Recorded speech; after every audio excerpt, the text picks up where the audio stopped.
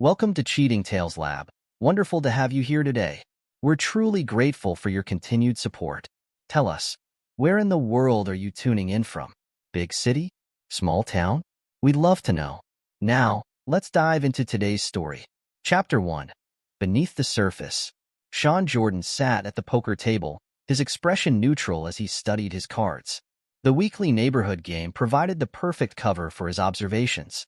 Around him, for other men focused intently on their hands, chips stacked neatly before them. But Sean's attention wasn't on the game. His wife Tiffany's footsteps echoed from upstairs, followed by the familiar sound of the bathroom door closing, her third trip in the past hour. Sean noted the time, 9:47 p.m. The pattern was becoming clear. "Raise you 50, Mark Stevens announced, pushing forward a stack of chips. Sean matched the bet without hesitation, his mind calculating a different set of probabilities. Through years of MI6 training, he'd learned to compartmentalize, to appear engaged while his senses remained alert to his surroundings. The buzz of Tiffany's phone vibrated through the ceiling, a sound that would have been imperceptible to most. "You're quiet tonight, Sean," Dave Peterson remarked, taking a sip of his beer. "Usually by now you're telling us about your latest security consultation horror stories." Sean offered a measured smile. "Just focused on the game." "Speaking of horror stories, how's that new alarm system working out?" As Dave launched into a complaint about false alarms, Sean's enhanced hearing picked up Tiffany's whispered conversation upstairs. The words were muffled, but her tone carried an urgency he'd grown increasingly familiar with. The game continued for another hour. As his guests departed, Sean caught a glimpse of headlights through the window. A dark sedan parked 2 houses down. The car hadn't been there during previous poker nights. "Great game, everyone," Tiffany called from the top of the stairs, her voice carrying the practiced warmth of a yoga instructor. She descended, wearing yoga pants and one of her studio's branded tops. Her blonde hair was pulled back in a perfect ponytail, not a strand out of place despite her supposed bathroom breaks. Sean gathered the empty bottles and chips, his movements deliberate. "How's the studio doing, honey? You mentioned something about new workshops?" "Amazing." Tiffany's enthusiasm seemed genuine, but Sean detected the slight pitch change in her voice, a tell he'd identified during his detective days. "Matthew and I are expanding the class schedule. The demand is incredible." Matthew Roberson. Sean had run a background check on Tiffany's business partner months ago when his instincts first flickered. Old money, impressive education, charming personality, and several flags that wouldn't show up in standard searches. "That's great," Sean responded, maintaining his role as the supportive husband. "You've been putting in a lot of extra hours lately." Tiffany's fingers twitched toward her phone. Another tell. "Well, success requires sacrifice. You understand that, Mr. Security Consultant." The irony wasn't lost on Sean. His cover as a security consultant provided the perfect explanation for his irregular hours and occasional bruises. If Tiffany suspected his true occupation, she showed no sign of it. "Speaking of work," she continued, "I have an early morning meeting tomorrow. Some potential investors are interested in franchising opportunities." Sean nodded, noting how she avoided specifying the time or location. "Don't forget we have dinner with your parents this weekend." A flash of something, annoyance? Worry? Crossed Tiffany's face before her yoga instructor smile returned. "Of course not. Mom's been texting me all week about it." Later that night, Sean lay awake, listening to Tiffany's measured breathing beside him. His phone buzzed, a message from his MI6 handler, Garrett. "Unusual chatter in local channels. Maintain operational security. Check in tomorrow." Sean deleted the message, his jaw tightening. The timing wasn't coincidental. Something was brewing, and his years of experience told him personal and professional threats were about to intersect. The next morning, Sean maintained his routine. Up at 5 a.m., coffee brewing by 5:15. He watched through the kitchen window as the same dark sedan from the previous night drove past their house, too slow to be a regular commuter. His phone rang. Nate Little, his friend from his police days. Now a private investigator, Nate had become an invaluable source of street-level intelligence. "Sean, got something you need to hear." Nate's voice was low, urgent. "Remember those properties we discussed? Found a connection. The buyer's been using shell companies. but the patterns match those locations your wife mentioned for her workshops. Sean's grip tightened on his coffee mug. Send me everything you have. Already did. Encrypted file, usual protocol. Sean, be careful. These aren't small-time players. The conversation ended as Tiffany entered the kitchen, dressed for her morning class. She grabbed her protein smoothie from the fridge, avoiding Sean's eyes. Don't wait up tonight, she said, checking her reflection in her phone screen. Emergency studio meeting. Some issues with the new location's permits. Need any help? I know some people in the zoning office. No. The response came too quickly. Tiffany softened her tone. No thank you. Matthew's handling it. He has connections. Sean watched her leave, noting how she checked her mirrors before pulling out of the driveway. Amateur surveillance detection, but telling nonetheless. His sister Amanda's unexpected visit that afternoon added another layer of complexity. A respected psychologist, she possessed the same analytical mind that had made Sean an excellent detective. You've lost weight, she observed, studying him over lunch at his favorite diner. And don't tell me it's from working out more. I know stress when I see it. Sean adjusted his watch, a habit from his early MI6 days. Just busy with work. New clients, bigger projects. Amanda's eyes narrowed. Funny, that's exactly what Tiffany said when I ran into her last week. At that new hotel downtown, the Peninsula. She mentioned she was there for a yoga workshop, but her outfit seemed more business casual than yoga appropriate. Sean filed away the information, maintaining his composure. The studio's expanding. Lots of meetings. Sean. Amanda's voice dropped. As your sister and a mental health professional, I need you to know I'm here if you need to talk.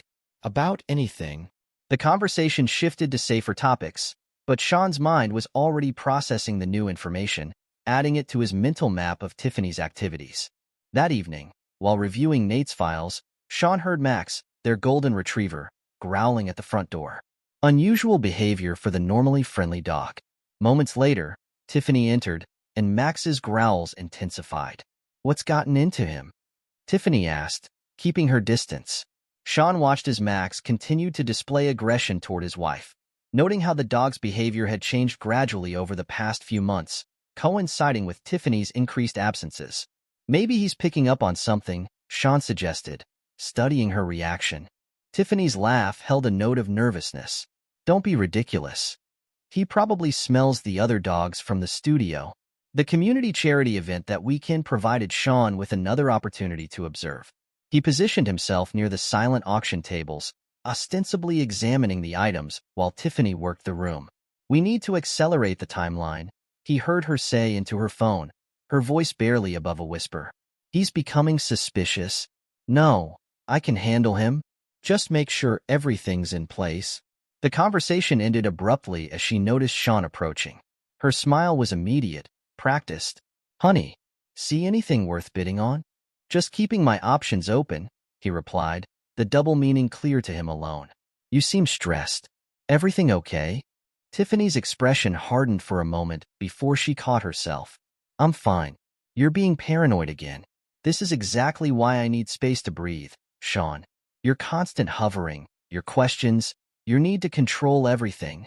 The accusations were calculated, designed to put him on the defensive. Sean recognized the tactic. He'd used similar techniques during interrogations. I'm just concerned, he said, playing his role. You've been distant lately. Maybe because you won't give me room to grow. Tiffany's voice rose slightly, drawing attention from nearby guests. I'm trying to build something here, Sean. The studio is my chance to be more than just your wife. The performance was convincing. Sean watched as several other guests shot him disapproving looks, already casting him as the controlling husband. Later that night, reviewing his surveillance footage, Sean allowed himself a moment of cold anger. The cameras he'd discreetly installed had captured Tiffany making several calls from the garden, each time checking for witnesses first. The pieces were coming together, forming a picture he'd suspected but hoped to avoid. His phone buzzed with another message from Garrett. Meeting tomorrow, 0800, usual place. Critical information regarding local security concerns. Sean sent a brief acknowledgement, then continued watching the footage. On screen, Tiffany paced the garden, her conversation becoming heated. I don't care what it takes. He's becoming a problem, and problems need to be solved. The implied threat would have chilled a lesser man. But Sean Jordan wasn't an ordinary husband, and he'd faced far worse than a cheating wife and her ambitious lover.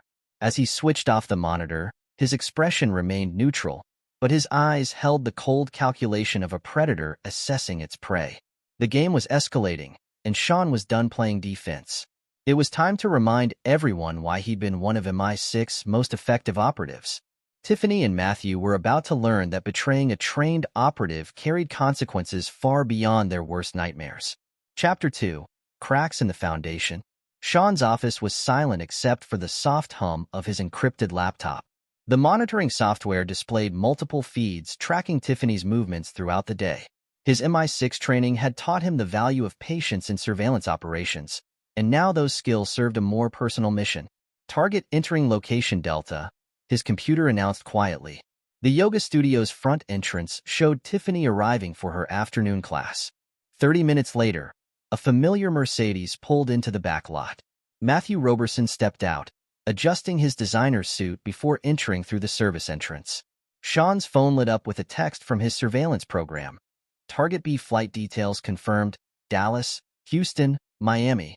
The pattern matched perfectly with Tiffany's recent workshop locations.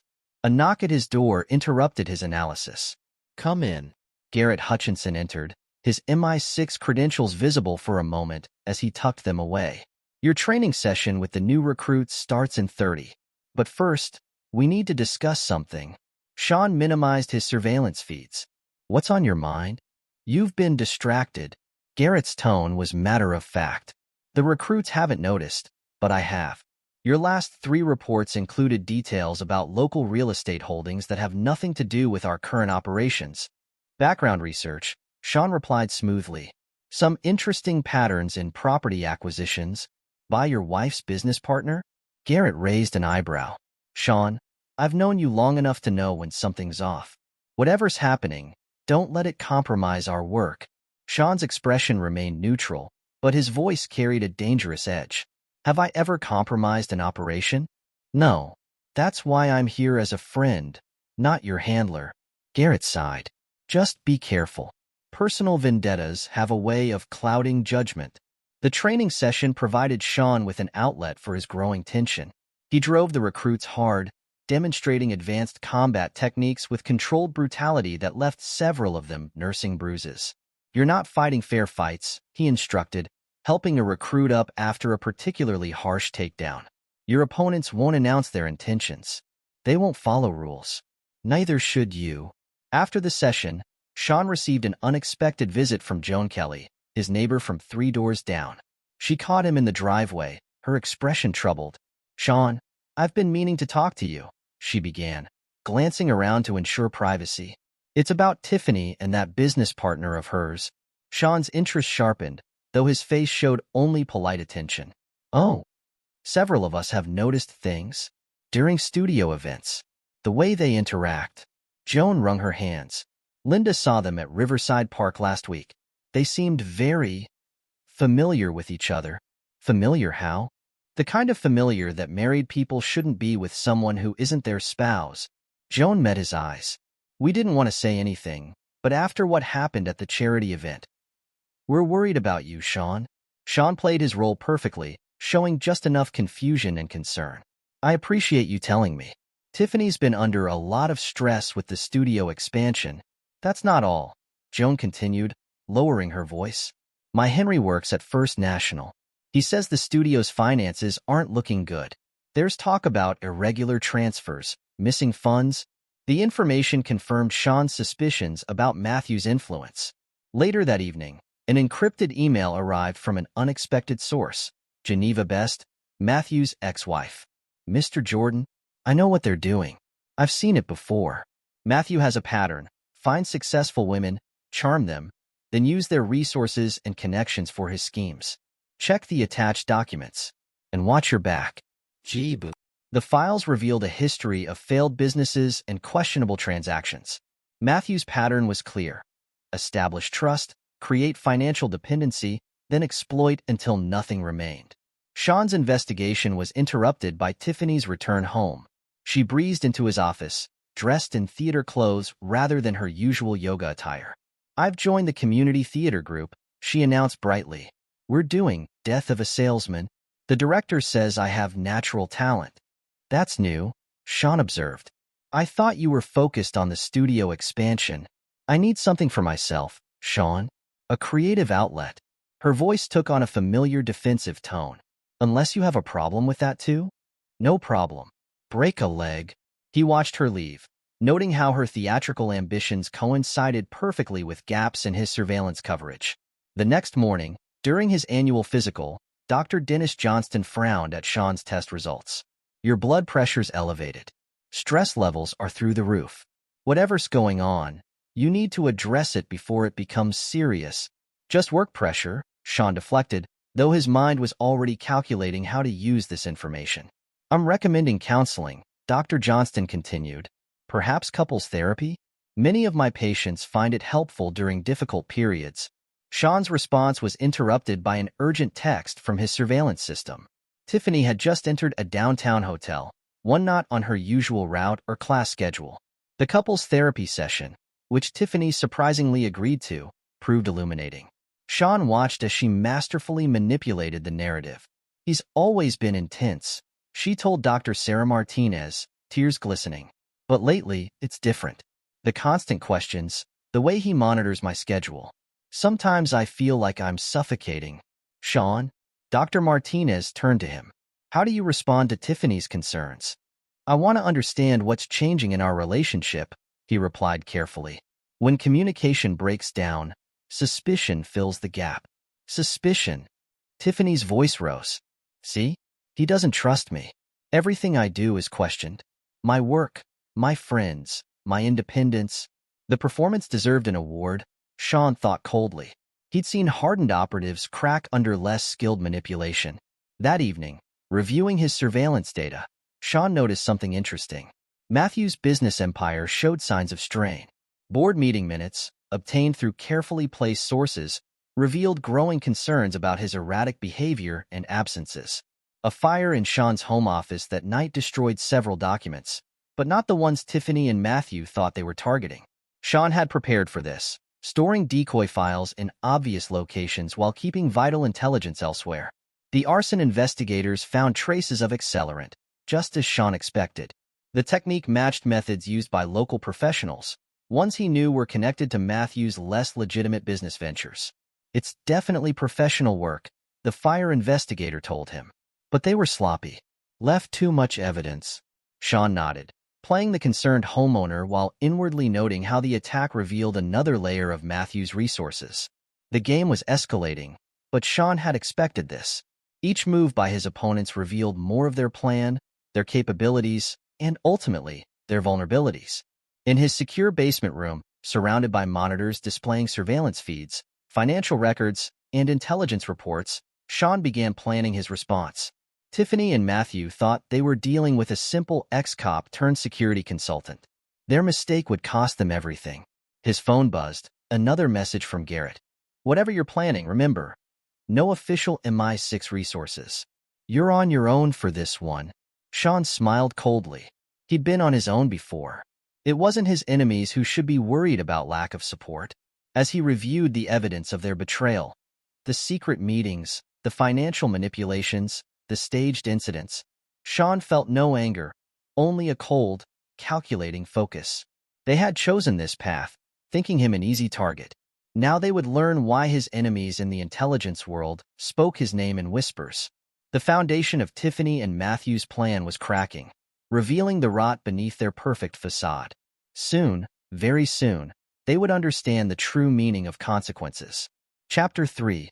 The Breaking Point. MI6 secure meeting room felt different today. Garrett Hutchinson paced behind his desk, concern etched on his features as he studied Sean's latest mission report. 3 missed targets in the Hamburg operation, Garrett said, tossing the file onto his desk. "That's not like you, Sean. Want to tell me what's really going on?" Sean maintained his composed demeanor. "Random variants. It happens." "Bullshit." Garrett leaned forward. "Your concentration is shot. Your timing's off. I've known you too long to buy that excuse." A moment of silence passed between them before Sean spoke. My marriage is compromised. Garrett's expression shifted from concern to understanding. The wife? How bad? She's planning something with her business partner. Something terminal. Christ. Garrett rubbed his face. You need official intervention? No. Sean's voice carried a finality that made even his handler pause. This is personal. Just remember who you are, Sean. Don't let this turn you into something you'll regret. The conversation replayed in Sean's mind as he drove home, only to find an unexpected visitor waiting in his driveway. Trina Gillespie stood beside her car, her stance marking her immediately as former CIA. Mr. Jordan, she called out. Got a minute to discuss your security consultation request? Sean hadn't made any such request, but he recognized a cover when he heard one. They walked to his backyard, maintaining the pretense of a business discussion. Your wife's lover is making waves, Trina said once they were clear. My firm's been tracking his activities. He's not just a yoga studio investor. I'm aware. Are you aware he's been meeting with Viktor Rostov's crew? Small-time enforcers, but hungry. They've been watching your morning running route. Sean absorbed the information. How'd you make me? Hamburg, 2019. That thing with the Serbian arms dealer. Trina smiled slightly. Nobody else could have pulled that off. When I saw your name connected to this situation, I figured you could use some unofficial backup. Their conversation was interrupted by Max's barking from inside the house. Through the window, they could see Tiffany moving through the kitchen, phone pressed to her ear. Your surveillance pick up anything useful? Trina asked. She's building a network. Different men, all connected to Matthew's businesses. Each one knows a piece, but not the whole picture. Smart. Compartmentalization. Trina nodded. But risky. More players mean more potential leaks. Later that evening, Sean's enhanced surveillance system captured Matthew entering a notorious bar in Chicago's South Side. The location was known territory for local crime families, definitely not Matthew's usual social circle. He's getting desperate, Nate commented over their secure line. My sources say he's reaching out to some serious players. Guys who don't take kindly to amateurs. Keep watching, Sean instructed. I want names, dates, locations. The situation reached a new level when Esther Bird, Tiffany's mother, confronted her daughter during an unexpected visit to the yoga studio. Sean's hidden cameras captured the exchange. I'm not blind, Tiffany. Esther's voice trembled with anger. I see what you're doing to Sean. Your father and I raised you better than this. You don't understand anything, Tiffany shot back. Sean is controlling, paranoid. He's suffocating me. Is that what Matthew told you? Did he also tell you about the other women? The failed businesses? Get out. Tiffany's face contorted with rage. You're just like Sean, trying to control my life. I'm done with all of you. The confrontation ended with Tiffany cutting ties with her family, claiming Sean's paranoia had poisoned them against her. The performance was convincing. Sean had to admire her commitment to the role. His training regimen intensified, drawing attention at the local martial arts center. During a particularly intense session, he noticed a young man watching his techniques with unusual focus. That counter you used, the young man approached afterward. I've never seen it executed so precisely. Just something I picked up, Sean replied, studying the newcomer. I'm Ismail Holmes. The young man's eyes showed an intelligence that belied his age. And that wasn't just something you picked up. That was Spetsnaz close combat technique, modified for urban application. Sean's interest sharpened. You seem well-informed. I pay attention. Ismail glanced around before lowering his voice. Like I've been paying attention to the guys watching your house. They're not as subtle as they think. A sophisticated cyber attack hit Sean's personal devices that night, probing for weaknesses. The attempt was professional but predictable. Exactly what he'd expect from someone with Matthew's resources. Sean allowed certain files to be compromised, feeding false information about his vulnerabilities. The decoded attack signature confirmed his suspicions about Matthew's technical capabilities. The annual charity gala at the Chicago Art Institute provided Tiffany with her grandest stage yet. She arrived separately from Sean, working the room with practiced charm until the perfect moment presented itself. I can't take it anymore. Her voice carried across the ballroom, drawing all eyes to their corner. You're tracking my phone, aren't you? Checking my emails? What kind of husband spies on his own wife? Sean maintained his calm facade as whispers spread through the crowd. Nearby, he noticed Matthew watching with barely concealed satisfaction. Tiffany, this isn't the place. Sean began, playing his role. It never is. There's never a right place or time to discuss your controlling behavior, your constant suspicion. Tears streaked her perfectly applied makeup. I'm suffocating, Sean. You're destroying me. The performance had its intended effect. Society matrons shot Sean disapproving glares. Men he'd considered friends stepped back, distancing themselves from the alleged abuser. That night, as Sean reviewed the day's surveillance footage, he captured the conversation that would change everything. Tiffany's voice, clear and cold, came through his hidden microphones at 2 a.m. He's just a pathetic ex-cop, she laughed into her phone. Your men can easily take him out during his morning jog. Matthew's response was equally clear. It's arranged. Make sure you're seen at the studio when it happens. Nothing can connect back to us. In his secure room, Sean allowed himself a small, dangerous smile.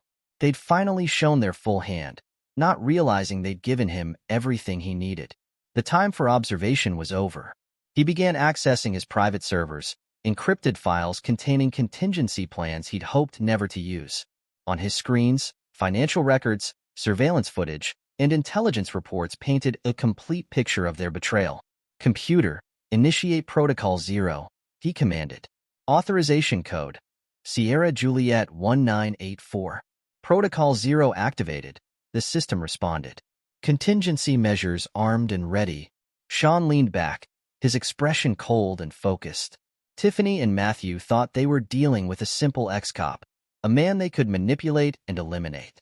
Their fatal mistake was never asking why a former detective would have MI6 connections, or how a mere security consultant could afford such sophisticated surveillance equipment.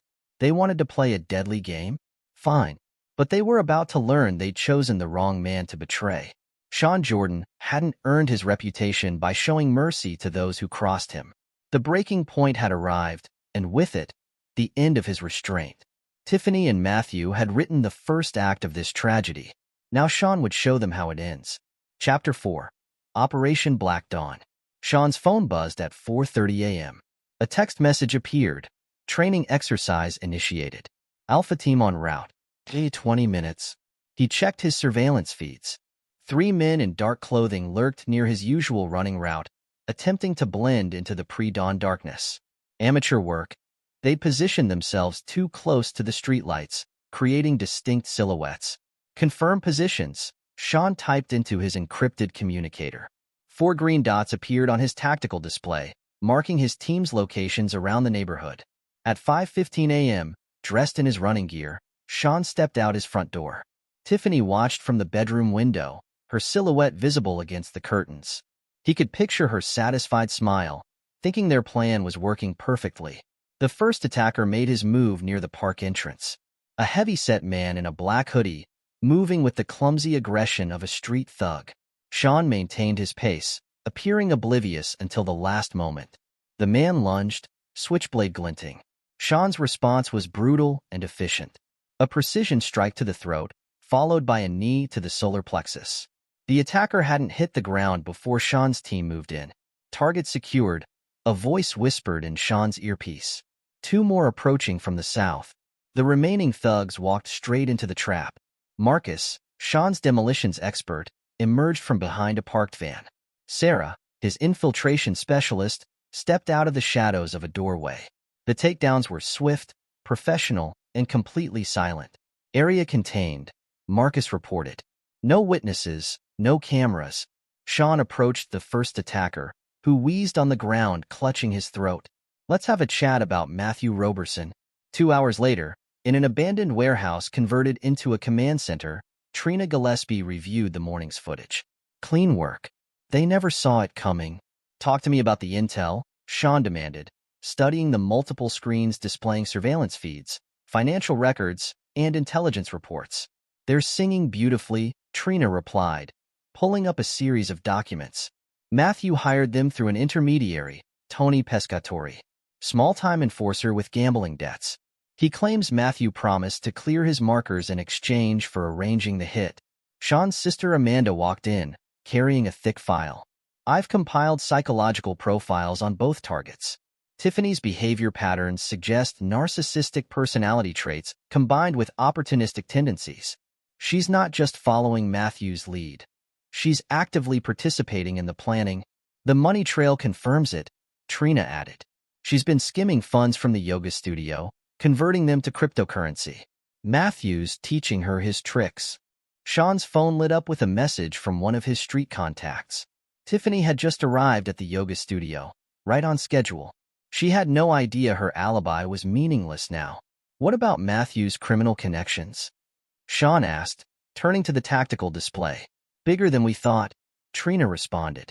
The captured thugs mention meetings with representatives from the Kovac syndicate. Apparently, Matthew's been promising them access to high-end real estate for money laundering operations. Amanda studied her brother's expression. You're not surprised. Matthew's trying to play in waters too deep for him, Sean replied. The Kovacs don't tolerate amateurs. A secure line blinked on Sean's phone. Garrett calling. Just heard about some interesting developments in local law enforcement channels, his handler said without preamble. 3 known associates of Tony Pescatori were found unconscious near Lincoln Park. No witnesses, no statements filed. Fascinating, Sean replied neutrally. I'm sure it is. By the way, several ongoing investigations into organized crime activities have been mysteriously redirected away from your neighborhood. Completely unrelated, I'm certain. Completely. Just remember our agreement. This stays unofficial. As the day progressed, Sean's team processed the intelligence gathered from the captured thugs. Each piece revealed more of Matthew's operation and its weaknesses. He's overextended, Trina reported, analyzing financial records. Using the yoga studio as a front for money laundering, but he's getting sloppy. Multiple accounts show irregular patterns that would trigger any decent audit. Speaking of the studio, Amanda interjected. Tiffany's latest social media post just went live. Listen to this. Finding strength through adversity. Sometimes those closest to us can be our greatest obstacles to growth. She's building her victim narrative. Sean's response was interrupted by Ismail Holmes's arrival. The young martial artist had proved his worth, developing a network of street-level informants that provided crucial intelligence. Matthew's meeting with Victor Rostov tonight, Ismail reported. Private room at the Drake Hotel. My contact on the staff says he's been drinking heavily, making phone calls in the bar. He's panicking, Trina observed. The failed hit has him spooked. Good. Sean's voice carried a cold satisfaction. Phase 2 begins tonight. Marcus, prepare the infiltration gear. Sarah, I want complete building schematics for all of Matthew's business locations. What about Tiffany? Amanda asked. She's still moving funds offshore. Sean pulled up a series of transaction records. Let her. Each transfer is tagged and tracked. When the time comes, we'll freeze everything simultaneously. The command center hummed with activity as the team prepared for the next phase. Surveillance feeds showed Tiffany leaving the yoga studio, unaware that her phone, car, and even her jewelry now transmitted her location continuously to Sean's systems. One thing bothers me, Trina said, reviewing the morning's footage. These thugs were too amateur for a serious hit attempt. Either Matthew's getting desperate or this was a test run, Sean finished. Probing our defenses, seeing how I'd react, which means they'll try again, Amanda added. With professionals next time, let them come. Sean's expression remained cold, controlled. Each attempt gives us more intelligence, more leverage, more pieces of their network to dismantle. The screens showed Matthew entering the Drake Hotel, his expensive suit failing to hide his nervous demeanor.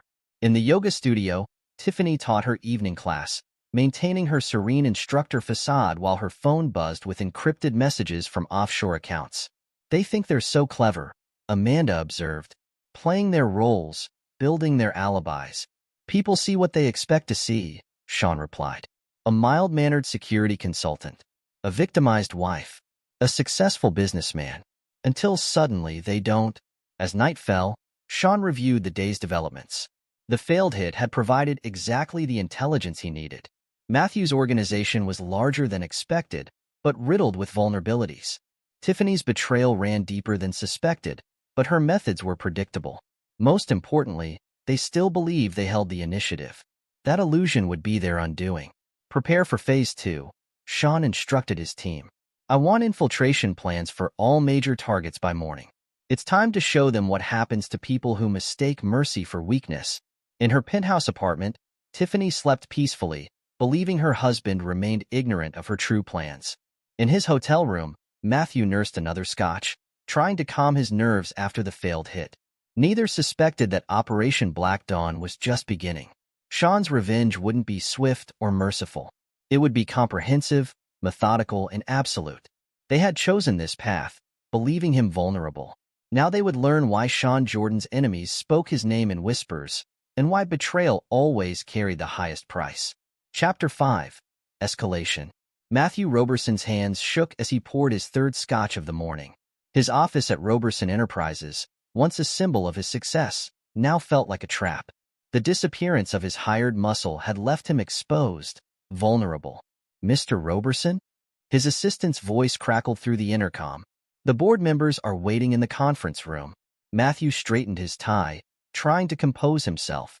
The boardroom felt hostile as he entered, facing the stern faces of his directors. Care to explain these numbers? Richard Kensington, the head of the board, pushed a financial report across the table. Our Chicago properties are hemorrhaging money. 3 development projects halted due to permit issues that mysteriously appeared overnight. Temporary setbacks, Matthew assured them, his voice betraying his anxiety. I have people handling the situation. Like you handled the Davidson merger? They pulled out this morning. No explanation. Behind the scenes, Sean's team watched the meeting through hidden cameras. His empire's cracking, Trina noted, monitoring the feeds from their command center. Those permit issues weren't cheap to arrange. Money well spent, Sean replied, studying Matthew's deteriorating composure. How's our other target? A separate screen showed Tiffany arriving at her parents' house. The conversation inside, captured by directional microphones, grew heated quickly. Mom, Dad, you have to help me, Tiffany pleaded, tears flowing perfectly on cue. Sean, he's not who you think he is. The controlling behavior, the accusations, the threats. Esther Bird's voice carried a mix of anger and disappointment. Threats? Like the ones your boyfriend's associates made against your husband? Tiffany's mask slipped for a moment. What are you talking about? Don't play innocent, Esther snapped. I've been doing my own investigating. Those yoga workshops in Miami? I called the venue. They've never heard of Stone Jordan Studios. You're spying on me? Just like Sean. No, Tiffany. I'm protecting what's left of this family's dignity. Get out. Don't come back until you're ready to tell the truth. Back at the command center, Sean's team monitored multiple operations simultaneously. Marcus reported success in disrupting Matthew's legitimate business ventures, contract problems, permit issues, delayed shipments. Sarah's cyber team had infected his company's networks with subtle glitches that eroded client confidence. The Kovacs syndicate is getting impatient, Ismail reported, returning from his street-level reconnaissance. Their enforcers are asking questions about Matthew's promises. They wanted prime real estate for money laundering, not excuses. Push them harder, Sean instructed. I want Matthew feeling pressure from all sides. Trina interrupted with urgent news. You need to see this. We've uncovered something in Matthew's shipping manifests. The documents revealed a pattern hidden in legitimate cargo shipments. Women brought in from Eastern Europe listed as specialized training staff for the yoga studio chain. Human trafficking, Trina's voice carried cold anger. He's using the studios as distribution points. Sean studied the evidence. Can we confirm Tiffany's involvement? She signs off on the staff paperwork, Trina replied. Claims ignorance of the details, but the money trail suggests otherwise. The revelation threatened to complicate Sean's plans. Human trafficking would attract federal attention that could expose his own operations. Sir, Marcus called from his station. Matthew's making moves. Multiple calls to known associates, trying to accelerate his plans against you. The surveillance feeds showed Matthew in his office, desperation evident in his actions. I don't care what it costs, he shouted into his phone. Find someone who can handle this. The Kovacs, the Bratva, anyone. His sloppiness is drawing attention. Garrett warned during their secure call. 3 federal agencies have opened preliminary investigations. I can redirect some of it, but you need to move faster. Sean's health monitor beeped, blood pressure spiking again. Dr. Johnston's warnings echoed in his mind, but he pushed the concern aside. Physical discomfort was irrelevant. Boss, Sarah's voice carried urgency. Tiffany's PR campaign is gaining traction. Local news picked up her story. They're painting you as an abusive ex-cop who couldn't handle his wife's success. The media coverage showed Tiffany in full victim mode, supported by several prominent community members. He couldn't stand that I was building something for myself, she told reporters, her voice breaking perfectly. The constant monitoring, the accusations, the implicit threats. The community's turning against you, Amanda observed, monitoring social media reactions. Several of your neighbors have come forward with evidence of controlling behavior. Sean's response was cold, calculated. Let them believe what they want. Public opinion is irrelevant to the endgame. Garrett's next call carried more complications. We have a problem. State Department's taken interest in Matthew's international operations. They're connecting dots we don't want connected. How much time? Days, maybe less. Whatever you're planning, accelerate it. The situation deteriorated further when Sean's team detected a breach in their security protocols. Someone had accessed their surveillance data, though the intrusion was caught before critical information was compromised. The leak came from inside, Trina reported, tracing the breach. Someone with clearance to our secondary systems. Sean's expression hardened.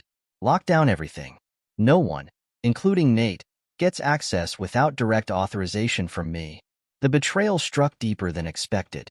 Nate had been his friend since their police days, but trust was a luxury Sean could no longer afford. Events reached a crescendo when Tiffany's lawyers filed for divorce and a restraining order. The documentation painted a picture of escalating abuse and paranoid behavior, supported by witnesses from their social circle. They're trying to limit your movement, Amanda analyzed. The restraining order would restrict your access to key locations, make surveillance more difficult. Sean's response surprised his team. He laughed, a cold, dangerous sound that made even hardened operatives uncomfortable. They still think they're dealing with a system that plays by rules, he said, reviewing the legal documents. Time to show them how wrong they are. The commands went out to his team. Marcus and Sarah began implementing more aggressive disruption protocols. Trina's intelligence unit accelerated their penetration of Matthew's organization. Ismail's street network spread whispers that turned criminal allies against each other. Sir, Marcus reported late that night. Matthew's heading to a meeting with Kovacs people. He looks unstable. The surveillance feed showed Matthew entering a known mob hangout, his movements erratic, his usual smooth confidence shattered. He'd driven himself there. No security, no backup. He's breaking, Trina observed. Making mistakes. Good. Sean's voice carried no emotion. Push harder. I want them both so desperate they'll grasp at any chance for escape. In her apartment, Tiffany celebrated the restraining order with champagne, believing she'd scored a crucial victory. She didn't notice the new patterns in her phone's background processes, the slight delays in her banking apps, the occasional clicks on her secure line. Matthew, leaving the mob meeting with shaking hands, didn't realize his car's GPS had been compromised, his phone cloned, his emails intercepted. They thought the legal system would protect them, that their social connections would shield them, that their criminal allies would provide muscle. They were about to learn that such protections meant nothing against an opponent who'd spent his life dismantling exactly those kinds of defenses. Sean Jordan didn't just want revenge. He wanted to create a lesson that would echo through Chicago's underworld for years to come. Betrayal carried a price too terrible to contemplate. Chapter 6. The Counterstrike.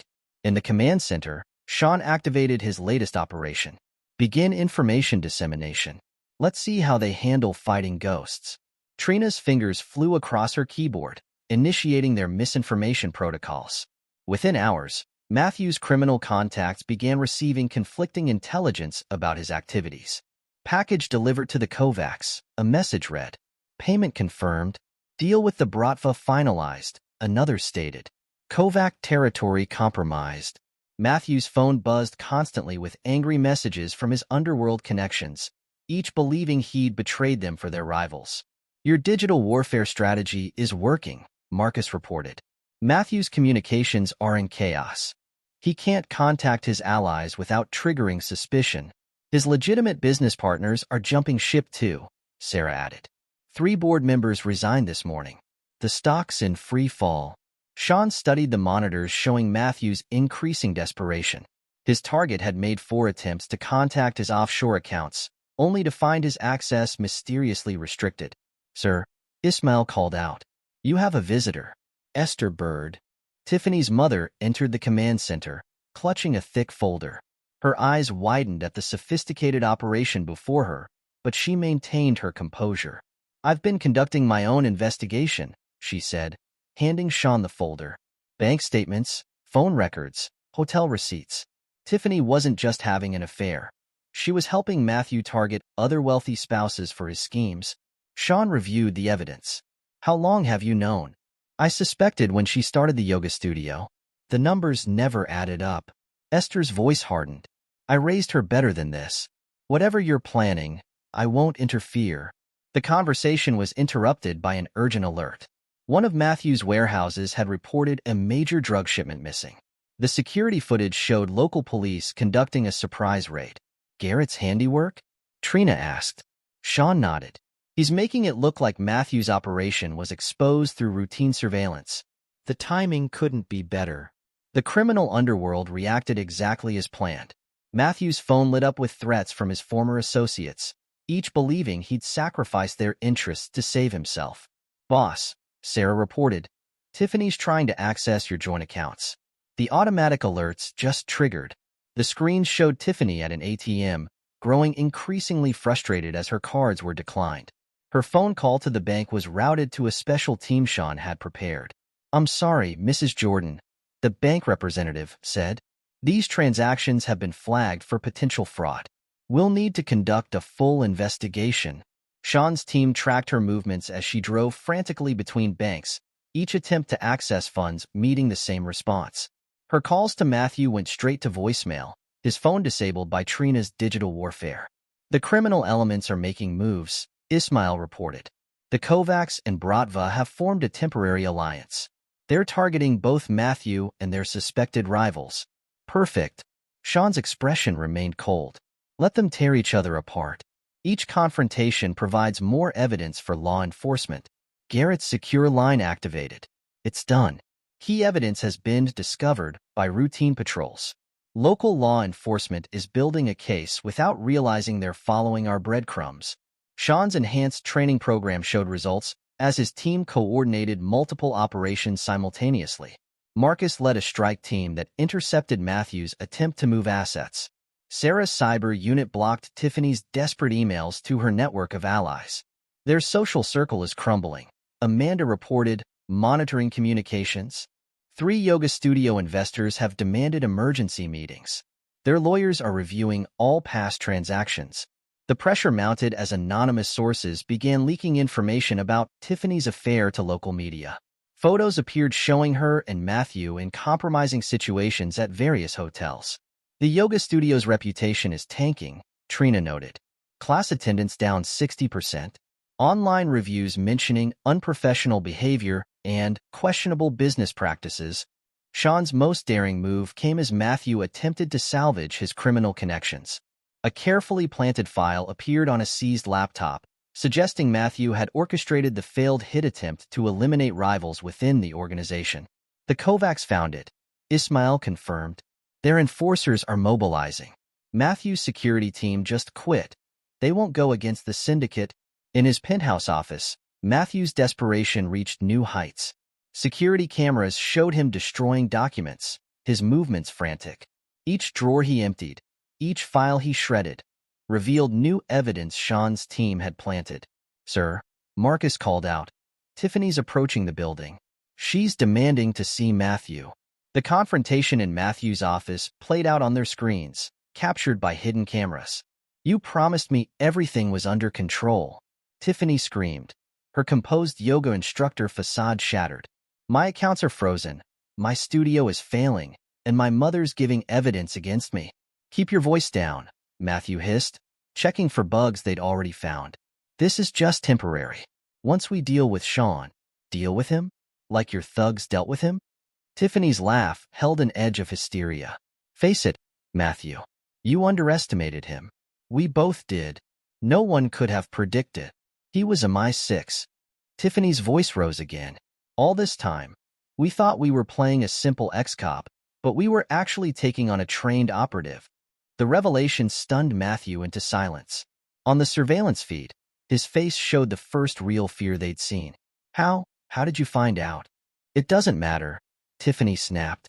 What matters is we're finished. The restraining order was our last chance, and even that's backfiring.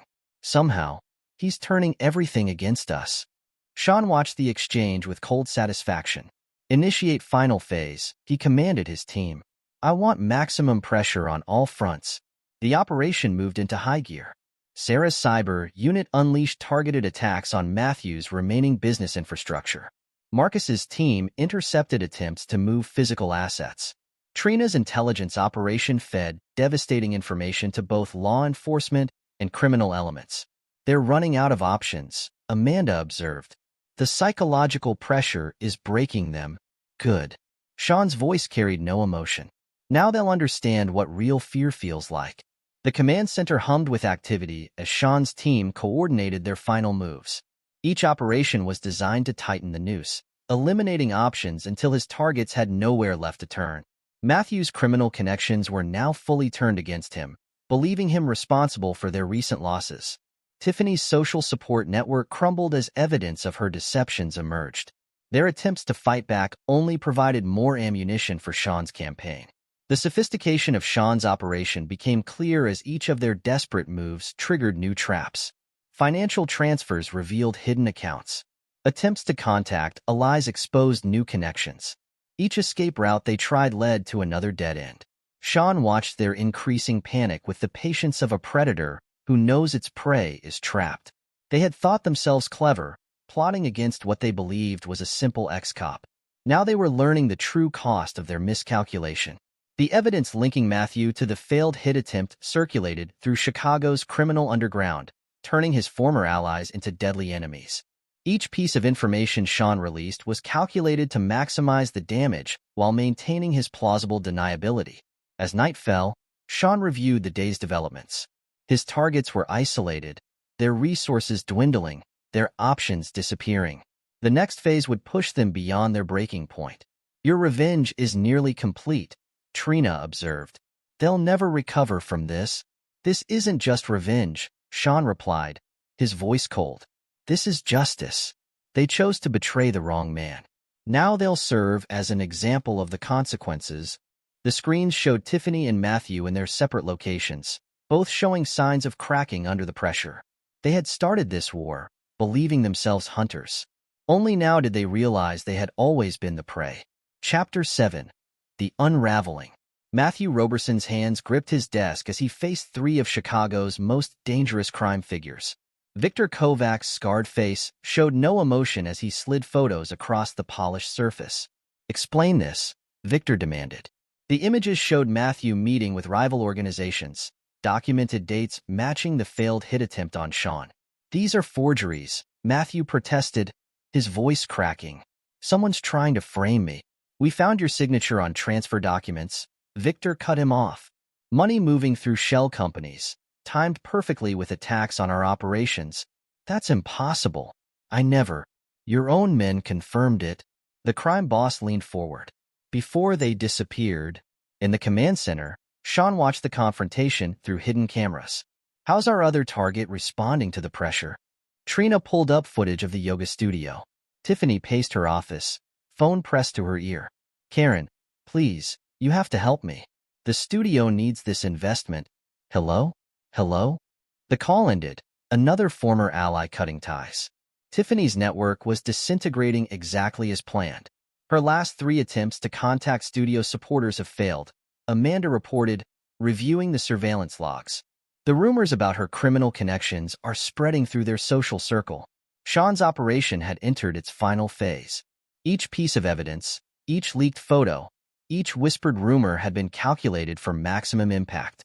Her yoga students are canceling memberships, Sarah noted. Online reviews mentioning possible fraud, questioning where their membership fees went. Tiffany's desperation grew as she called former friends from her contact list. Each conversation ended the same way. Polite excuses followed by disconnected lines. "You don't understand," she pleaded to her former business partner. "These allegations are lies. Sean is behind all of this." "Really?"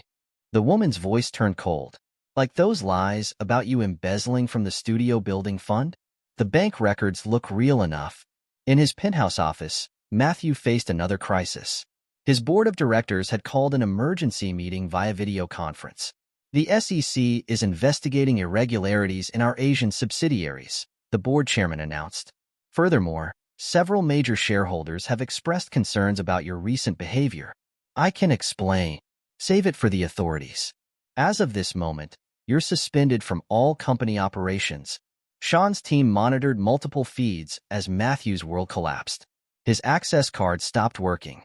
His executive parking spot was reassigned. His assistant's desk sat empty. She'd resigned that morning. "Sir," Marcus called out, "you need to see this." The screen showed Tiffany attempting to board a flight to the Cayman Islands. Airport security approached her at the gate. "Ma'am, there are some irregularities with your passport," the agent said.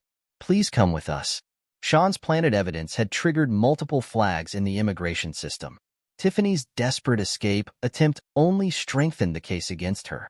Back in the command center, Esther Bird and Amanda Garrett worked together, compiling statements from witnesses to Tiffany's indiscretions. "The country club staff confirmed it," Esther said, her voice tight with controlled anger. She and Matthew used private rooms for their meetings, always paying in cash. Amanda added another file to their growing dossier. 3 yoga instructors provided sworn statements about unauthorized charges to student accounts. The money trail leads directly to Matthew's shell companies. The criminal underworld's response exceeded even Sean's expectations. Matthew's former allies turned on him with brutal efficiency. His private security detail resigned en masse. His criminal connections vanished. "Please," Matthew begged into his phone. "I need protection. They're coming after me." "You made your choice," the voice replied, "when you tried to play both sides. Now deal with the consequences." Sean watched as his target's relationships deteriorated under pressure. Surveillance caught Tiffany and Matthew arguing in his private garage. "You promised me protection," Tiffany screamed. "Now my business is ruined. My reputation is destroyed. And the FBI is asking questions about student fees." "Keep your voice down," Matthew hissed. "This garage might be bug. Like it matters now? Sean's 10 steps ahead of us. He has been from the start." Their argument ended with Tiffany storming out, leaving Matthew alone with his crumbling empire.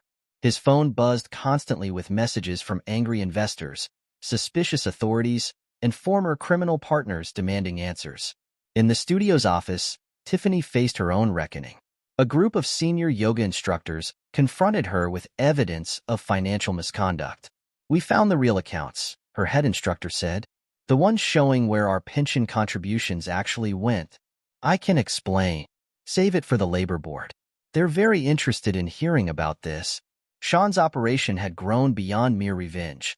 It had become a precision instrument of justice, dismantling not just his target's current schemes, but their entire foundation of lies. "Matthew's legitimate businesses are filing for bankruptcy," Trina reported. "Board members are cooperating with federal investigators." "And Tiffany?" Sean asked. "Completely isolated. Her social media accounts are flooded with comments about fraud and betrayal. Former students are filing complaints with consumer protection agencies." The psychological impact showed clearly on their targets. Matthew's polished executive facade cracked, revealing the desperate man beneath. Tiffany's carefully maintained yoga instructor serenity shattered under the weight of mounting evidence. "Sir," Sarah called out. "Matthew's trying to access his emergency funds." "Let him," Sean commanded. "The accounts are monitored. Each attempt provides more evidence for the authorities." The operation's scope became clear as more players fell. Matthew's criminal contacts disappeared or turned hostile. Tiffany's social circle evaporated. Their respective empires, built on lies, fraud, and betrayal, crumbled systematically. In his secure room, Sean reviewed the day's developments. His revenge wasn't just about punishment. It was about exposing the truth. Each revelation, each piece of evidence, stripped away another layer of their carefully constructed facades. They thought they could manipulate the system, he told his team. Now the system will be their downfall. The screens showed his target's increasing isolation. Matthew, barred from his own company, reduced to working from a hotel room. Tiffany, alone in her studio, facing mounting legal notices and cancellation requests. Their attempted murder plot against Sean had been their final mistake. Now they would learn the true meaning of consequences, delivered by a man who had mastered the art of systematic destruction. The unraveling had begun. Sean's revenge would not be swift or merciful. It would be comprehensive, absolute, and most importantly, completely legal. His targets had chosen their path, believing themselves clever manipulators. Now they would understand what it meant to face an opponent who had spent his life dismantling operations far more sophisticated than theirs. Their downfall would serve as a lesson to others who might consider similar betrayals. Sean Jordan didn't just want revenge. He wanted to create a case study in consequences that would echo through Chicago's professional and criminal circles for years to come. Chapter 8. The Final Gambit. Initiate Operation Clean Slate. Sean commanded from the center of his operations room. Multiple screens displayed various aspects of his targets' lives, all about to be systematically destroyed. All teams in position, Marcus reported. Waiting for your signal. Sean activated his secure line to Garrett. Are the federal agents ready? SWAT teams are staging 2 blocks from Matthew's location, his MI6 handler confirmed. Local police have sealed off all escape routes. He won't see it coming. The raid on Matthew's temporary office unfolded with brutal efficiency. Surveillance feeds showed armed agents breaching the door, catching him in the middle of destroying evidence. Matthew Roberson, the lead agent, announced, "You're under arrest for racketeering, attempted murder, human trafficking, and conspiracy to commit fraud." Matthew's face drained of color as agents read him an extensive list of charges. Each count referenced evidence that Sean had carefully planted over the previous months. "My lawyer will have this thrown out," Matthew blustered. "You have nothing solid." Actually, an agent interrupted, displaying a tablet. "We have signed statements from your associates detailing your involvement in multiple criminal enterprises. Very thorough confessions." In the command center, Trina pulled up footage of Tiffany arriving at the courthouse for her attempt to defend against the mounting charges. "Mrs. Jordan," reporters swarmed her. "Can you comment on allegations that you helped orchestrate an attempt on your husband's life? What about the missing yoga studio funds? Is it true you were involved in Matthew Roberson's human trafficking operation?" Tiffany's lawyer hustled her through the crowd, but the damage was done. Camera crews captured her panicked expression, broadcasting it across local news networks. Inside the courtroom, Sean's carefully gathered evidence demolished her defense. Bank records showed her signature on transfers to Matthew's shell companies. Email exchanges revealed her knowledge of the criminal operations. Surveillance photos documented meetings with known criminals. "Your Honor," her lawyer addressed the judge, "given the overwhelming nature of the evidence, my client wishes to discuss plea options with the prosecution." Sean watched the proceedings through courthouse security feeds. "How's the media coverage?" "Playing out exactly as planned," Amanda replied, monitoring news outlets. "They're portraying you as the victim of a sophisticated criminal conspiracy. Public sympathy is completely on your side." The screens showed Matthew being processed into federal custody. His designer suit replaced with prison orange, his executive demeanor crumbling under harsh fluorescent lights. "The evidence linking him to the hit attempt is irrefutable," Garrett reported. His own criminal associates provided detailed testimonies in exchange for reduced sentences. In another section of the command center, Sarah monitored the financial aspects of the operation. Matthew's remaining assets are being frozen as we speak. Corporate accounts, personal holdings, even his offshore safety nets, all locked down. "What about Tiffany's resources?" Sean asked. "The studio filed for bankruptcy this morning. All accounts are under investigation for fraud. She can't access a penny without triggering alerts." The morning's newspapers painted a devastating picture. Headlines screamed about Matthew's criminal empire, Tiffany's involvement, and the shocking betrayal of their social circle. Photos showed Matthew in handcuffs, Tiffany fleeing reporters, their former friends and associates distancing themselves from the scandal. "Sir," Marcus called out, Matthew's preliminary hearing is starting. The courthouse feed showed Matthew facing a federal judge. His expensive criminal defense attorney looked nervous as prosecutors presented their evidence. Your Honor, the scope of Mr. Roberson's criminal activities is staggering, the prosecutor announced. We've uncovered connections to organized crime figures across 3 continents. Matthew's face showed real fear as the prosecutor continued listing charges. Each count carried substantial prison time. Each piece of evidence had been meticulously prepared to withstand legal scrutiny. The defendant's ties to human trafficking operations are particularly disturbing, the prosecutor added. We have documentation linking him to the disappearance of multiple young women brought into the country under false pretenses. In another courtroom, Tiffany faced her own legal reckoning. Her lawyer's attempts to separate her from Matthew's crimes crumbled as Sean's team released evidence of her active participation. The defendant wasn't merely aware of these operations, the prosecutor explained. She used her yoga studio as a front, providing cover for Mr. Roberson's human trafficking activities. Bank records show she personally profited from these schemes. Tiffany's composed facade cracked as the charges mounted. Each count referenced dates, locations, and activities that she thought had been carefully hidden. Furthermore, the prosecutor continued, Mrs. Jordan was an active participant in planning an attempt on her husband's life. We have audio recordings confirming her role in hiring known criminals to attack Mr. Jordan. Sean's enhanced security protocols prevented any last-minute attempts by his targets to hide assets or escape justice. Each bank account, property deed, and business holding had been flagged for investigation. Matthew's trial is making international news, Amanda reported. His connections to organized crime have sparked investigations in multiple countries. The screens showed Matthew's former criminal associates scrambling to distance themselves. Each attempt to contact outside help only provided more evidence for prosecutors. His legitimate business partners are cooperating fully with authorities, Trina added. They're eager to prove they weren't involved in his criminal activities. Esther Bird watched the proceedings with cold satisfaction. Her daughter's betrayal had shattered their family, but justice was being served. I gave these to the prosecutors, she told Sean, handing over a file. Letters Tiffany wrote to Matthew, detailing their plans. Found them hidden in her old room at our house. The evidence proved devastating. Tiffany's own words condemned her, revealing the calculated nature of their schemes. Sean's team monitored multiple feeds as the operation reached its climax. Matthew, isolated in federal custody, facing a mountain of evidence. Tiffany, her carefully constructed social status destroyed, confronting the consequences of her choices. The charitable foundation is ready to launch, Sarah reported, using recovered funds from their illegal operations. The press release emphasizes support for victims of domestic abuse and corporate fraud. The irony wasn't lost on anyone.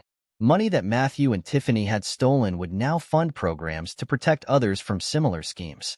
Public opinion has shifted completely, Amanda noted. Social media is filled with support for you, condemning their actions. Former friends are coming forward with stories of suspicious behavior they noticed but didn't report. In his holding cell, Matthew finally grasped the full scope of Sean's revenge. Each criminal contact he'd tried to reach had been compromised. Each escape route had been blocked. Each contingency plan had been anticipated and countered. Tiffany, facing her own imprisonment, realized too late the magnitude of her miscalculation. The evidence Sean had gathered wouldn't just send her to prison. It would ensure she remained under surveillance long after her release. The criminal underworld has received the message, Ismail reported. Your handling of this situation has earned their respect and their fear. Sean watched the screens displaying his target's downfall. His revenge hadn't just destroyed their current lives. It had eliminated any possibility of them rebuilding their power. They thought they could manipulate the system, he told his team. Instead, the system became their prison. The operation's success exceeded even Sean's expectations. Matthew and Tiffany hadn't just been defeated. They had been systematically dismantled, their crimes exposed, their reputations destroyed, their futures erased.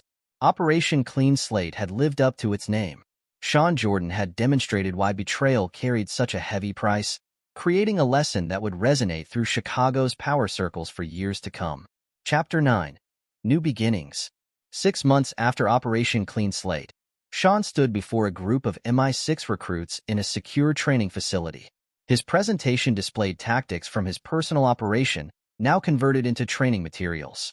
Threat assessment isn't just about identifying enemies, he instructed. It's about understanding how personal connections can become vulnerabilities, and how to turn those vulnerabilities into advantages. The recruits studied footage from his systematic dismantling of Matthew and Tiffany's operations.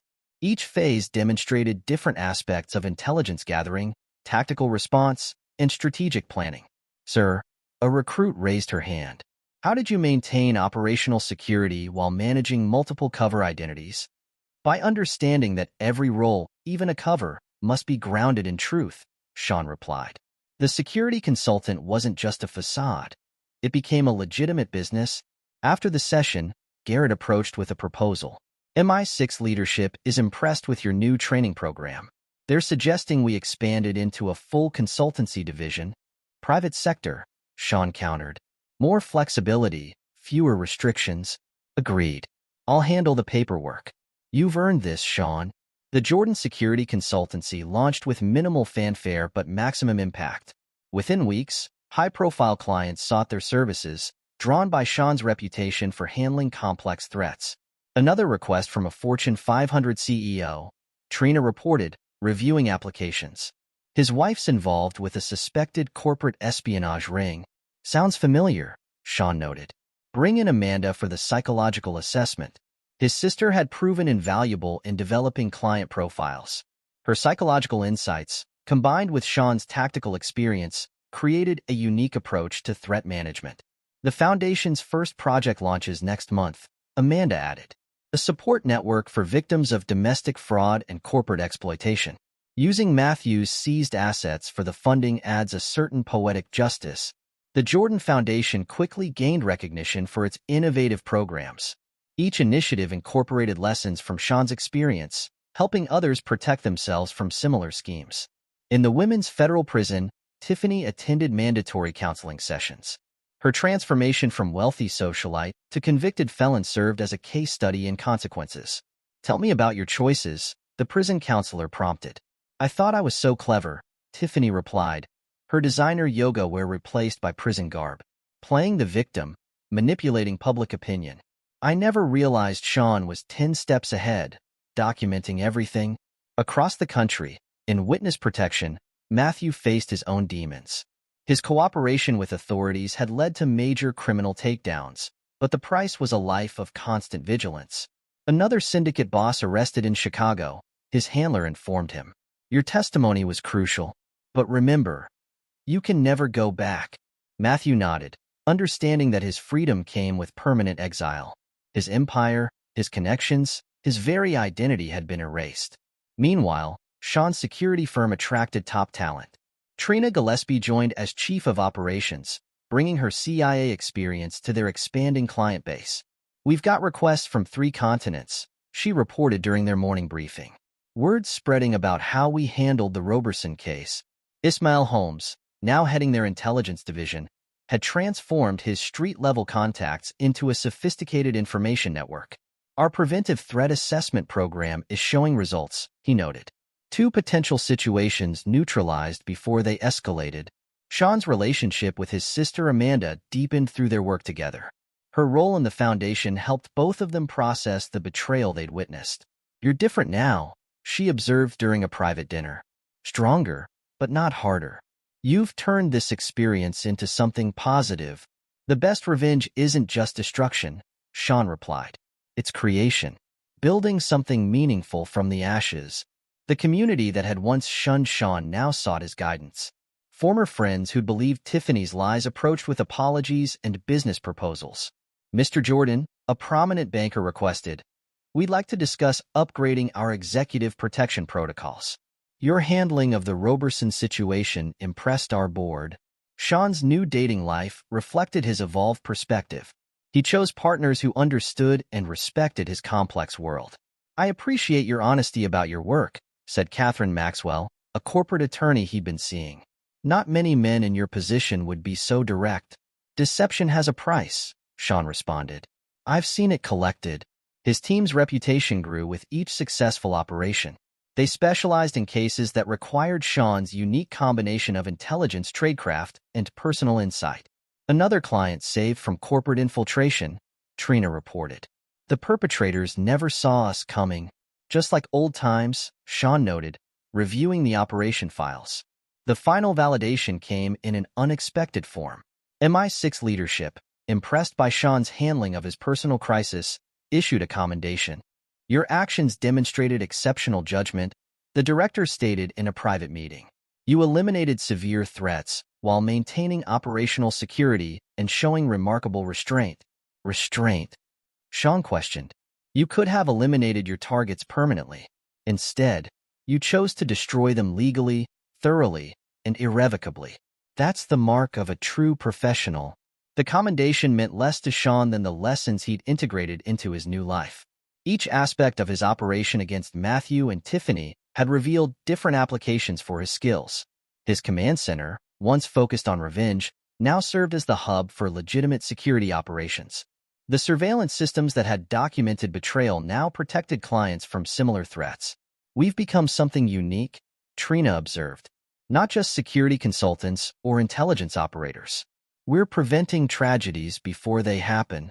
The Jordan Security Consultancy's reputation grew beyond its origins. Clients sought them out not just for protection, but for their comprehensive approach to threat management. Your experience gives you insight others lack, Amanda noted during a strategy session. You understand both the tactical and emotional aspects of betrayal. Sean's new life balanced professional success with personal growth. He maintained his edge, his ruthlessness when required, but channeled it into protective rather than punitive action. The final proof of his victory came in small moments. Walking through Chicago without looking over his shoulder. Training new operatives to protect themselves from personal threats. Using his skills to prevent others from experiencing similar betrayals. Matthew and Tiffany's attempt to destroy him had instead catalyzed his evolution. Their betrayal had forced him to refine his abilities, to transform revenge into redemption. Sean Jordan emerged not just victorious, but vindicated. His enemies were neutralized, his skills enhanced, his purpose clarified. He had shown the world, both legitimate and underground, that betrayal carried consequences, but also that true strength lay in how one rebuilt from destruction. The story of his revenge became a legend in multiple circles, intelligence communities, corporate boardrooms, criminal underworlds. But Sean's focus remained on the future, on building something meaningful from the lessons of his past. In the end, he had achieved more than revenge. He had created a legacy of protection, turning personal pain into professional purpose. The man who had mastered destruction had learned to create, proving that the most complete victory isn't just in defeating enemies, but in transforming their attacks into opportunities for growth. Epilogue.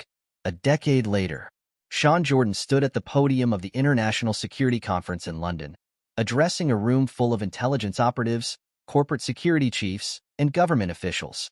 The Jordan Security Consultancy had become the gold standard in threat prevention and personal security. 10 years ago, I learned firsthand how personal betrayal can intersect with professional threats, he told the audience. Today, we'll discuss how that experience revolutionized our approach to protective operations. In the front row, his wife Catherine Maxwell Jordan watched with pride. Their marriage of 7 years had proven that trust was possible even in their complex world. As a former prosecutor turned corporate defense attorney, she understood both the legal and personal implications of betrayal. The Jordan Security Consultancy occupied the top floors of a Chicago high-rise. Trina Gillespie, now Chief Executive Officer, managed their global operations. Under her leadership, they'd expanded to offices in London, Dubai, and Singapore. Another successful intervention in Hong Kong, she reported during their weekly video conference. The client's spouse was planning corporate espionage through their marriage. We contained it before any data breaches occurred. Ismail Holmes, heading their Asia-Pacific division from Singapore, had transformed from a promising martial artist into one of the world's top intelligence operators. His network of contacts spanned multiple continents, providing crucial early warnings of emerging threats. The preventive model you developed is changing the industry, he told Sean. We're stopping disasters before they start, saving lives and reputations.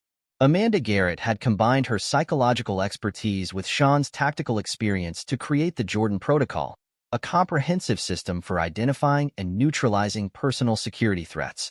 Her books on the psychology of betrayal had become required reading at intelligence academies. Your case study formed the foundation, she reminded Sean during a family dinner.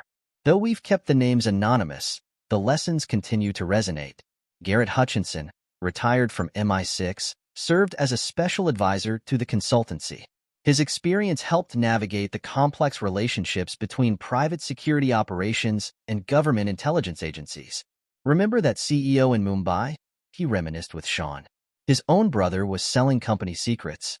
We prevented an economic catastrophe while keeping the family intact.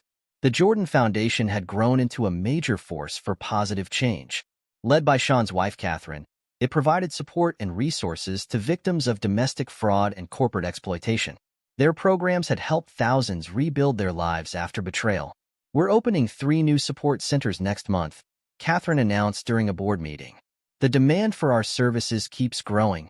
In a maximum security prison in Colorado, Tiffany Stone Jordan continued serving her 15-year sentence. Her model prisoner behavior hadn't earned early release. Sean's evidence had been too comprehensive, the charges too serious. She still leads yoga classes for inmates, a prison counselor reported. But the arrogance is gone. Your revenge succeeded beyond mere punishment. It forced her to confront her true nature. Matthew Roberson's witness protection hadn't provided the fresh start he'd hoped for. His testimony had helped dismantle several criminal organizations, but the price was a life of constant paranoia. Each new identity, each relocation, carried the fear of discovery. He works as a retail manager in Idaho now, Ismail's sources reported. No friends, no relationships, no connections. He jumps at shadows, expecting retribution from his former associates. The criminal underworld still whispered about the Roberson case. It had become a cautionary tale, teaching ambitious players that some targets were better left alone. Sean's methodical destruction of their empire served as a warning about the price of betrayal. Max, their loyal golden retriever, had passed away 2 years after the events, but his legacy lived on. The consultancy's K-9 training program, named in his honor, produced exceptional security dogs that could detect both physical and emotional threats. Nate Little had rebuilt his relationship with Sean after a period of careful vetting proved his loyalty during the operation had never wavered. Now semi-retired, he occasionally consulted on cases that required his specialized investigative skills. "You taught me to trust my instincts," he told Sean during a rare meeting. "That case showed me how to look beyond surface appearances." Esther Bird had channeled her pain into purpose, working with the Jordan Foundation to help other parents whose children had chosen destructive paths. Her support groups provided crucial understanding for families dealing with betrayal. "I couldn't save my daughter from her choices," she often said in meetings. "But I can help others recognize the warning signs." The yoga studio building had been transformed into the Jordan Foundation's main counseling center. The space that once hosted Tiffany's deceptions now offered healing and support to betrayal victims. Dr. Dennis Johnston, Sean's former physician, had joined the Foundation's medical advisory board. His expertise helped develop programs addressing the physical impact of betrayal-related stress. "Your case changed how we approach patient care," he told Sean during a checkup. "We now understand that personal security threats can manifest as health issues." Joan Kelly, the observant neighbor who had first noticed Tiffany's suspicious behavior, became a community liaison for the consultancy's neighborhood watch programs. Her ability to spot subtle warning signs proved invaluable in training others. Sarah, their former cyber specialist, had established the consultancy's digital security division. Her teams protected clients from both technical and social engineering threats, using lessons learned from Matthew's attempted hacks. "We've prevented 12 major cyber attacks this quarter alone," she reported. Each one started with personal relationship exploitation. Marcus, who had led tactical operations during the Roberson case, now trained the consultancy's physical security teams. His experience had shaped their unique approach to protective services. "We don't just guard clients," he explained to new recruits. "We create environments where threats can't take root."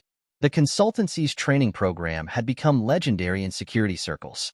Operatives learned not just tactical skills, but the subtle art of detecting betrayal before it manifested as physical threats. Geneva Best, Matthew's ex-wife who had provided crucial early warnings, occasionally consulted on cases involving sophisticated financial manipulation. Her insights into Matthew's methods helped identify similar schemes. Financial predators follow patterns, she explained during a training seminar. The Roberson case gave us a perfect template for recognition. The criminal organizations that Matthew had betrayed had largely forgotten him, finding new territories and opportunities. But their leaders still used his story to teach younger members about the dangers of overreach. The Jordan incident, they called it in their circles. When amateur ambition met professional retribution, Sean and Catherine's home featured a state-of-the-art security system, but it wasn't the fortress many expected. They'd created a warm, welcoming space that balanced protection with normalcy. Their twin daughters, Sarah and Amanda, aged 6, attended a private school with discreet but comprehensive security measures. They were being raised to be both vigilant and compassionate, understanding their father's work without being burdened by its darker aspects. Daddy helps people stay safe, they explained to friends, demonstrating the balanced perspective Sean and Catherine had worked to instill. The consultancy's client list included corporate leaders, celebrities, and government officials, but they also maintained a pro bono program for victims of domestic betrayal who couldn't afford their services. Everyone deserves protection, Sean insisted during board meetings, especially those most vulnerable to manipulation. Their preventive approach had revolutionized personal security. Instead of reacting to threats, they identified and neutralized potential betrayals before they developed. This methodology, born from Sean's experience, had saved countless lives and reputations. The Jordan Protocol had been adopted by intelligence agencies worldwide, though few knew its origins in Sean's systematic dismantling of Matthew and Tiffany's schemes. Catherine's legal expertise had helped develop the consultancy's unique approach to evidence gathering. They built cases that could withstand legal scrutiny while maintaining client privacy. "We don't just protect people," she explained to potential clients. "We ensure they can defend themselves legally if necessary." Sean's reputation had evolved from feared operative to respected security innovator. His experience had shown that the most effective protection came from understanding both tactical and emotional vulnerabilities. The consultancy's research division, led by Amanda, continued studying patterns of betrayal across different cultures and contexts. Their findings helped refine threat assessment protocols and protective strategies. Regular family gatherings at Sean and Catherine's home included Amanda, her husband Dennis, and their children. These moments of normalcy proved that even those who had witnessed betrayal's darkest aspects could build trusting, healthy relationships. The Jordan Foundation's annual gala had become a major event in Chicago's social calendar. Unlike the charity events where Tiffany had once played victim, these gatherings celebrated genuine healing and empowerment.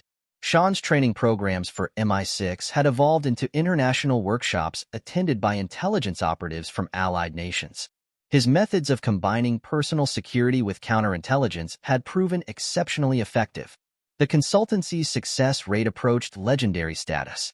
In 10 years, no client under their full protection had suffered a successful attack or betrayal.